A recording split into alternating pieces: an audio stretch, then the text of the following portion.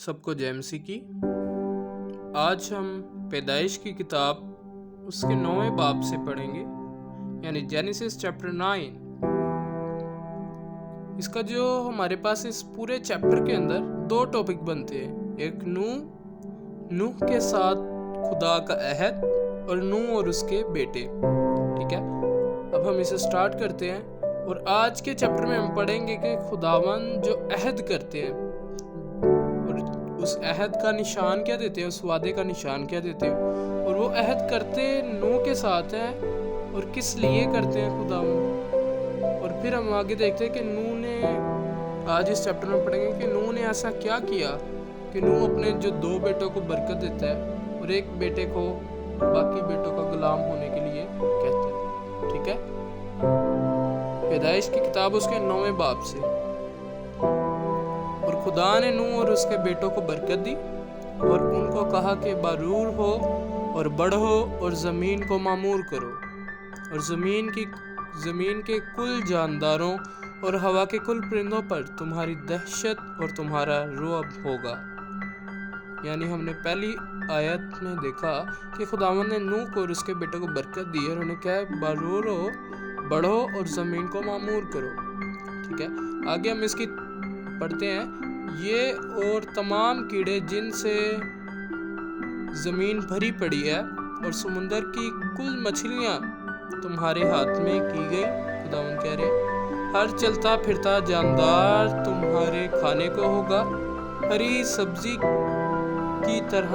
خداوند کہہ رہے ہیں کہ میں نے سب کا سب تم کو دے دیا، مگر تم گوشت کے ساتھ خون کو جو اس کی جان ہے نہ کھانا۔ خداوند کہہ رہے ہیں میں تمہارے خون کا بدلہ ضرور لوں گا، کیونکہ جو انسان ہے اس کی جان اس کے خون میں ہوتی ہے۔ بے شک کوئی بھی ہے، جیسے ہم کوئی جانور کھاتے ہیں، جیسے بکری ہے، گائے ہیں، بیل ہے، اس کے بعد مرغی ہے، کوئی بھی ہے جو جاندار ہم کھاتے ہیں، اس کی جان اس کے خون میں ہوتی ہے۔ اس لیے خداوند کہہ رہے کہ تم اس کے خون کو نہ کھانا۔ خداوند کہہ رہے ہیں اگلی آیت میں، 5ویں آیت میں، خداوند کہہ رہے ہیں کہ میں تمہارے خون کا بدلہ ضرور لوں گا۔ خداوند کہہ رہے ہیں ہر جانور سے اس کا بدلہ لوں گا، آدمی کی جان کا بدلہ آدمی سے اور اس کے بھائی بند سے لوں گا۔ جو آدمی کا خون کرے اس کا خون آدمی سے ہوگا، کیونکہ خدا نے انسان کو اپنی صورت پر بنایا۔ ٹھیک ہے، خداوند کہہ رہے ہیں اور تم بارور ہو اور بڑھو اور زمین پر خوب اپنی نسل بڑھاؤ اور بہت زیادہ ہو جاؤ۔ اور خدا نے نوح اور اس کے بیٹوں سے کہا، خداوند کہہ رہے ہیں کہ دیکھو میں خود تم سے اور تمہارے بعد تمہاری نسل سے اور سب جانداروں سے جو تمہارے ساتھ ہیں، کیا پرندے، کیا چوپائے، کیا زمین کے جانور، یعنی زمین کے ان سب جانوروں کے بارے میں خداوند کہہ رہے ہیں کہ میں جو کشتی سے اترے عہد کرتا ہوں۔ خداوند کہہ رہے ہیں کہ میں اس عہد کو تمہارے ساتھ قائم رکھوں گا کہ سب جاندار طوفان کے پانی سے پھر ہلاک نہ ہوں گے۔ خداوند کہہ رہے ہیں کہ جو سارے جاندار ہیں وہ دوبارہ کبھی پانی سے ہلاک نہیں ہوں گے۔ خداوند کہہ رہے ہیں اور زمین اور نہ کبھی زمین کو تباہ کرنے کے لیے پھر طوفان آئے گا۔ خداوند کہہ رہے ہیں اور خدا نے کہا کہ جو عہد، خداوند کہہ رہے ہیں کہ میں اپنے اور تمہارے درمیان اور سب جانداروں کے درمیان جو تمہارے ساتھ ہیں پشت در پشت ہمیشہ کے لیے کرتا ہوں۔ خداوند کہہ رہے ہیں کہ اس کا نشان یہ ہے کہ خداوند اب یہاں پر ہمارے کیا بات کریں گے، خداوند نشان بتانے لگے ہیں۔ خداوند کہہ رہے ہیں کہ میں اپنی کمان کو بادل میں رکھتا ہوں۔ کمان مطلب ریمبو جسے آپ کہتے ہیں دھنک اردو میں۔ ٹھیک ہے، خداوند کہہ رہے ہیں کہ وہ کمان میں اپنی بادلوں میں رکھتا ہوں، وہ نشان ہوگا تمہارے لیے۔ خداوند بتا رہے ہیں کہ اور ایسا ہوگا کہ جب خداوند کہہ رہے ہیں کہ میں زمین پر بادل لاؤں گا تو میری کمان بادل میں دکھائی دے گی۔ یعنی جب اکثر آپ نے دیکھا ہوگا کہ جب زیادہ بارش ہوتی ہے، جب زیادہ پانی آتا ہے زمین پر، بارش ہوتی ہے، تو اس کے بعد خداوند کی کمان یعنی ریمبو بنتا ہے آسمان میں، خداوند کی وہ کمان ظاہر ہوتی ہے، ریمبو بنتا ہے، دھنک بنتا ہے۔ مطلب وہ خداوند اس وقت اپنا نشان جو خداوند نے اس وقت نوح سے وعدہ کیا وہ وعدہ یاد کرتے ہیں، اور خداوند یہ نشان دیتے ہیں کہ خداوند نے اپنا وعدہ یاد کیا۔ ٹھیک ہے، اور خداوند کہہ رہے ہیں اور میں اپنے عہد کو جو میرے اور تمہارے اور ہر طرح کے جاندار خداوند کہہ رہے ہیں اور میں اپنے عہد کو خداوند کہہ رہے ہیں جو میرے اور تمہارے اور ہر طرح کے جاندار کے درمیان ہے یاد کروں گا. خداوند کہہ رہے ہیں اور تمام جانداروں کی ہلاکت کے لیے پانی کا طوفان پھر نہ ہوگا اور کمان بادل میں ہوگی. ریمبو دیکھو بادلوں میں ہوتا ہے, دھنک بادلوں میں ہوتی ہے.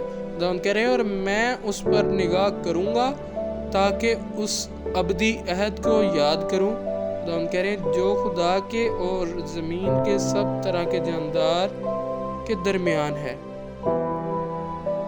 خداوند کہہ رہے ہیں پس خدا نے نوح سے کہا کہ یہ اس عہد کا نشان ہے جو میں اپنے اور زمین کے کل جانداروں کے درمیان قائم کرتا ہوں.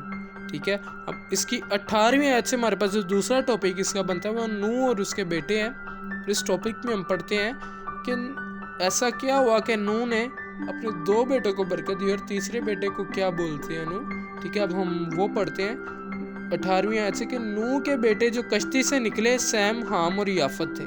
اور سیم کنعان کا باپ تھا اور حام کنعان کا باپ تھا. سیم نہیں, حام کنعان کا باپ تھا. یہی تینوں نوح کے بیٹے تھے اور انہی کی نسل ساری زمین پر پھیلی. یعنی جو آج نسل ہے پوری دنیا میں انسان کی, وہ اب جو ہے وہ نوح کے ان 3 بیٹوں سے آگے چلی. سیم, حام اور یافت. اور حام کنعان کا باپ تھا. اور نوح کاشت کاری کرنے لگا اور اس نے ایک انگور کا باغ لگایا اور اس نے اس کی مے پی اور اسے نشہ آیا اور وہ اپنے ڈیرے میں برہنہ ہو گیا. ٹھیک ہے, برہنہ ہو گیا. اور کنعان کے باپ حام نے اپنے باپ کو برہنہ دیکھا. یعنی جو اس کا بیٹا حام کنعان کا باپ تھا, اس نے اپنے باپ کو برہنہ دیکھ لیا اور اپنے دونوں بھائیوں کو باہر آ کر خبر دی ہے. یعنی اپنے بھائیوں کو باہر آ کر بتا رہے. تب سیم اور یافت نے ایک کپڑا لیا. اب دونوں بھائی جو باقی ہیں سیم اور یافت, انہوں نے ایک کپڑا لیا اور اسے اپنے کندھے پر دھرا, اپنے کندھے پر رکھا اور پیچھے کو الٹے پاؤں چل کر گئے. یعنی جہاں پر ان کا باپ برہنہ پڑا تھا وہاں پر الٹے پاؤں چل کے گئے. اپنے منہ دوسری طرف تھے اور پیچھے کو الٹے پاؤں چل کر گئے اپنے باپ کے پاس کہ اپنے باپ کو نہ دیکھ سکے. اور اپنے باپ کی برہنی ڈھانکی. پھر اپنے باپ کے اوپر کپڑا ڈالا انہوں نے, جو کپڑا انہوں نے اپنے کندھے پر رکھا تھا. ان کے منہ الٹی طرف تھے اور انہوں نے اپنے باپ کی برہنگی نہ دیکھی. یعنی انہوں نے اپنے باپ کو نہ دیکھا. جب نوح مے کے نشے سے ہوش میں آیا تو جو اس کے چھوٹے بیٹے نے یعنی حام نے اس کے ساتھ کیا تھا اسے معلوم ہوا. یعنی نوح کو معلوم ہو گیا اور اس نے کہا کہ کنعان معلوم ہو. اب اپنے بیٹے جو حام اس کا کنعان کا باپ ہے وہ کہہ رہے ہیں کہ کنعان معلوم ہو, وہ اپنے بھائیوں کے غلاموں کا غلام ہوگا. پھر کہا خداوند سیم کو کا خدا مبارک ہو اور کنعان سیم کا غلام ہوگا. خدا یافت کو پھیلائے کہ وہ سیم کے ڈیروں میں بسے اور کنعان اس کا غلام ہو.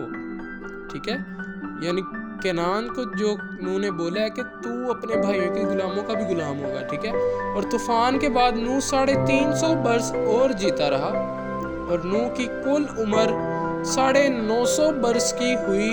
تب اس نے وفات پائی. پاک کلام کے پڑھے اور سنے جانے پر خدا ان کی خاص برکت ہو. خدا ان کا شکر ہو. آمین.